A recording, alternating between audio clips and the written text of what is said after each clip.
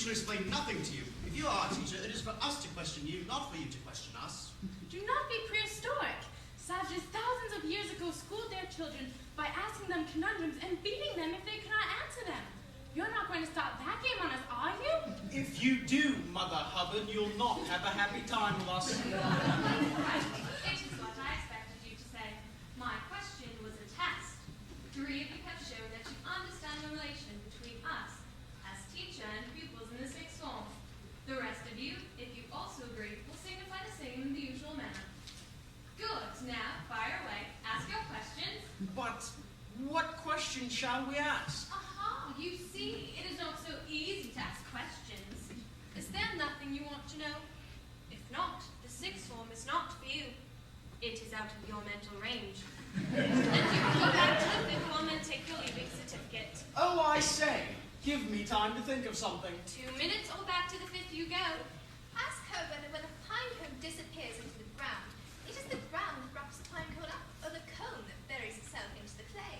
Good, number 2. I don't know, and neither does anyone else. And you, number 3, do you really want to know? No, I didn't know that cones bury themselves, and I don't care a dump whether they do or not. Don't care a dump is vulgar. You should say don't care a damn.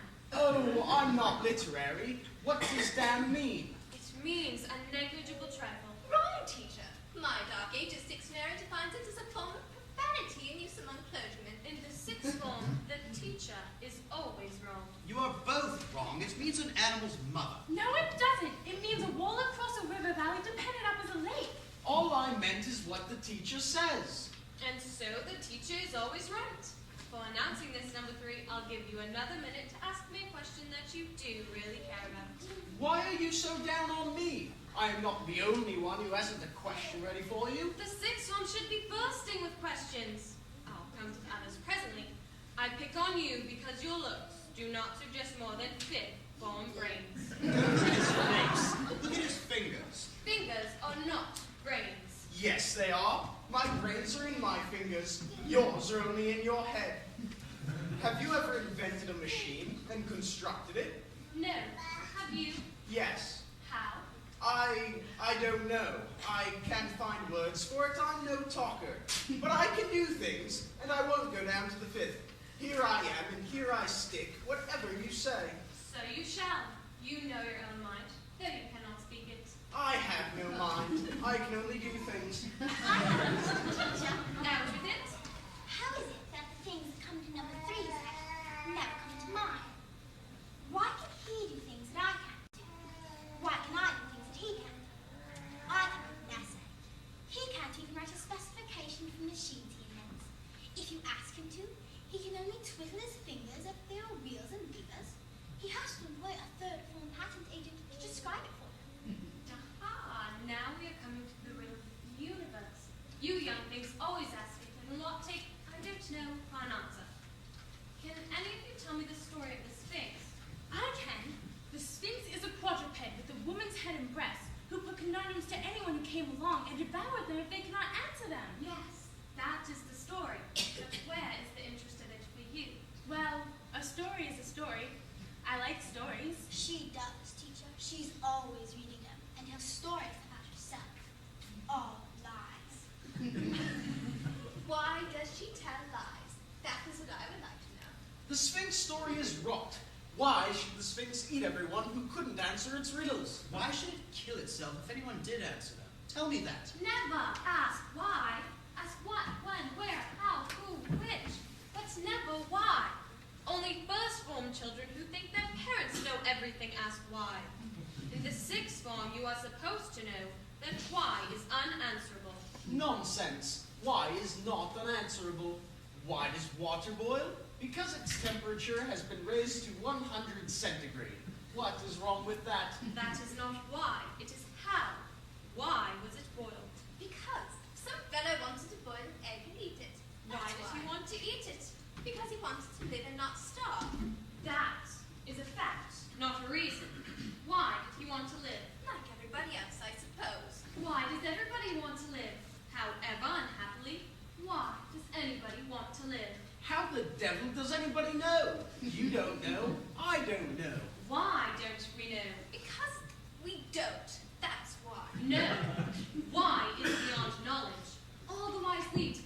interrogation mark that shines forever across the sky like a rainbow.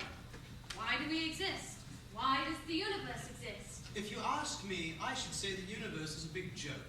I do not see any fun in it. I should say it's a big mistake. A joke must have a joker. A mistake must have a blunderer. If the world exists, it must have a creator. Must it? How do you know?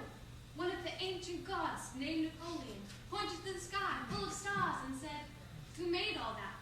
His soothsayers replied, "Whoever it was, who made him?" Or her. Mine must be Order, order! Let us have no more whys. They've only set you chasing your own tails like cats. Let us get to work. I call for questions, beginning with how. How do thoughts come into our heads? I don't have a lot of thoughts like number 4 here. She has a highbrow while I was born quite empty-headed. Yet, I get thoughts that nobody ever suggested to me. Where do they come from? As to that, there are many theories. Have you none of your own? Any of you?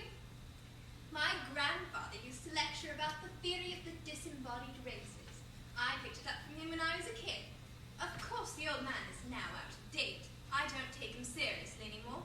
But the theory sticks in my head because I've never thought of anything better. Our biology professor in the 5th swore by it, but I cannot quite stomach it. Can you give me a reason for that? Well, I was brought up to consider that we are the vanguard of civilization, the last step in creative evolution. But according to the theory, we are only a survival of the sort of mankind that existed in the 20th century. No better than black beetles compared to the supermen who evolved into the disembodied. I am not a black beetle. Rot! If we were black beetles, the supermen would have tramped on us and killed us, or poisoned us with phosphorus. They may be keeping us for their amusement as we keep our pets. I told you, the universe is a joke. That is my theory. But where do thoughts come from? What puts them into our heads? My father never said, "I think." He always said, "It strikes me." When I was a child, I thought something in the air had hit him. Oh, what is the use of talking such utter nonsense? How could people get rid of their bodies? People actually did get rid of their bodies. They got rid of their tails, of their fur, of their teeth. They acquired thumbs and enlarged their brains. They seemed to have done what they liked with their bodies. Anyhow, they had to eat and drink. They couldn't have done so without stomachs and bowels. Yes, they could. At least so the history said. They found they could live on air and that eating and drinking caused diseases, of which their bodies died. You believe that? I believe nothing. But there is the same evidence for it as there is for anything else that happened millions of years before we were born. It is so written and recorded.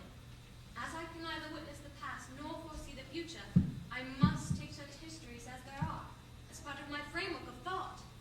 Without such a framework, I cannot think, any more than a carpenter can cut wood without a saw. Now you're getting beyond me. I don't understand. Do not try to understand. You must be content with such brains as you have, until more understanding comes to you. Your question is where our thoughts come from, and how they strike us, as number 5's father put it. The theory is that the disembodied races still exist as thought vortexes, and are penetrating our thick skulls in their continual pursuit of knowledge and power, since they need our hands and brains.